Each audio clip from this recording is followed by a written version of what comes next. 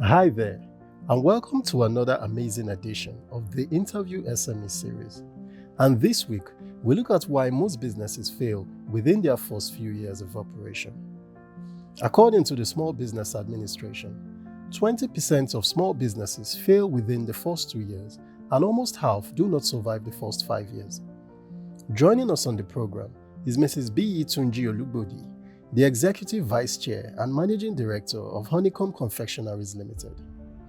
Honeycomb Confectioneries have just hosted a virtual lecture to celebrate their 5th anniversary, and she shares with us the strategies that have kept them going strong thus far.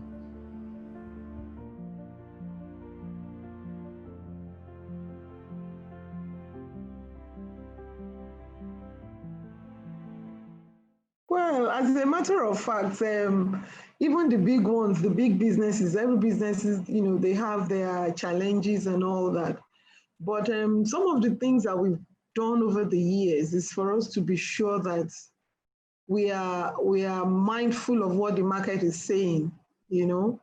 We do a lot of research to understand the markets and react appropriately to the markets. I think that's is one of the things that that has actually worked for us. And then, of course, secondly, we pride the human resource that work with us. We try to invest much in human capital. We train our people. We as much as possible, we try to be fair in terms of remuneration and welfare and all that. In comparing that to what obtained in the industry.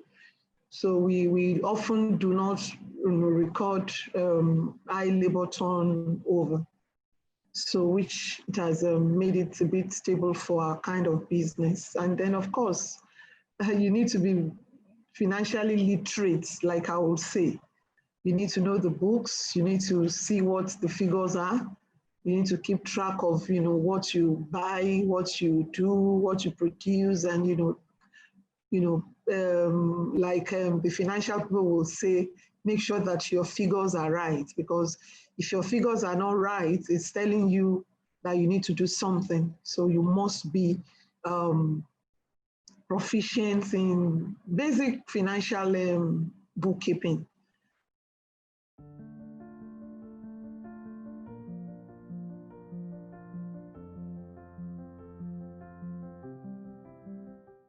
So for me, I would say, number one, for small businesses, you must run on a structure.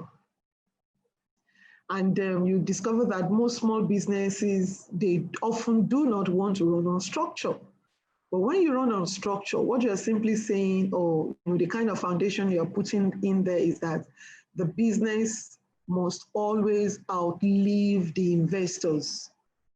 And running on structures, helps you to put all the round pegs in the round holes. There's no doubt about it. If you run on a structure, it makes it, easier for you to monitor even whether you're on ground or not on ground. I think structure is a key thing.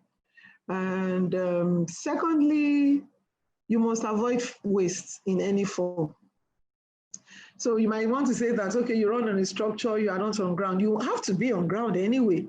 But sometimes 24/7, there are some other competing interests that may take you off, your business and all that. But you must also put, part of the structure will help you to fix or to put stuff in place that will help you to minimize waste. Waste in every ramification, whether resources, whether human capital, whether your input, raw materials and all that. So you must endeavor to minimize waste.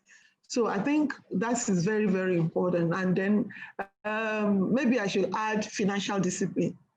A lot of small business owners, with due respect, they lack financial discipline.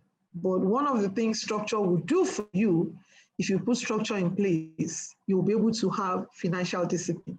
It's not a question of, people, the business making profit and you go in there, take the profit, place yourself on salary. You are just like any other employee, as it were. So financial discipline is key. And I even want to say that in our climate, financial indiscipline is one of the real issue that's, kill small businesses within their first 2 years of operations, as it were. So if we take cognizance of some of these issues, I think we can, invariably, just take it a day at a time like that, and we'll grow our business